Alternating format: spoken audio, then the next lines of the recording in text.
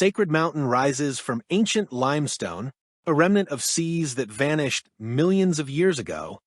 On the vernal equinox, the first light moves across these pale cliffs, with the same steady rhythm that shaped them. For a moment, the world finds balance, day and night equal, shadow and sunlight sharing the mountain's face. Here, where ocean stone meets desert sky, the season turns, and spring begins its quiet return. For centuries, long before our time, the Southern Sinagua lived in the shadow of this limestone mesa. They knew Sacred Mountain not just as a landmark, but as a partner in their daily lives, a place that offered shelter, guidance, and meaning. On this mesa top, they built their homes from the same pale stone, shaping walls that blended seamlessly with the mountain itself. From the cliffs, they watched the sun rise across the valley, marking the seasons by the way light moved across the limestone face. The vernal equinox was more than a date on a calendar. It was a signal that the world was shifting toward warmth, that planting time was near, that life was beginning its upward climb again. Archaeologists with the Verde Valley Archaeology Center have helped illuminate the history of the Southern Sinagua, who once lived on and around this mountain. They've identified the fallen remains of a large pueblo 50 to 60 rooms, once arranged in 3 great blocks, each perched on a different corner of the butte. The southwest corner opened into a broad plaza, a gathering place framed by stone and sky. At the base of the southeast slope lies something even more remarkable. A classic Hohokam-style ball court. Today, it appears only as a shallow depression, softened by centuries of erosion, but it was once the last ball court constructed in the Verde Valley.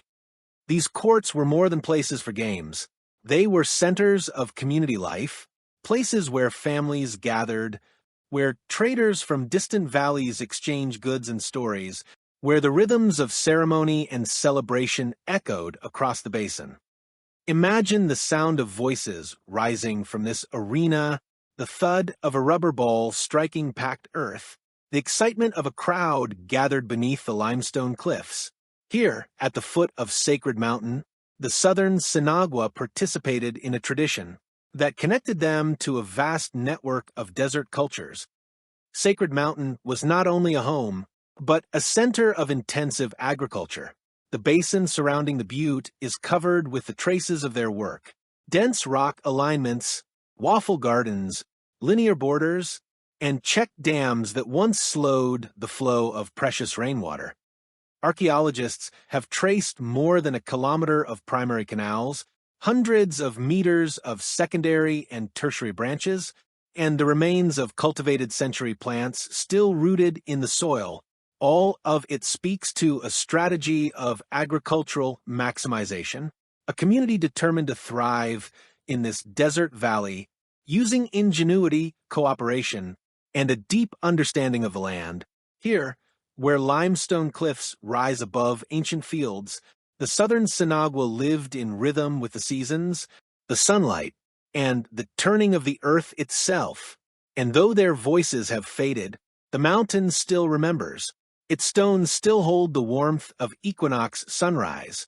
Its terraces still cradle the memory of homes and harvests. Its slopes still echo with the footsteps of those who walked here long ago.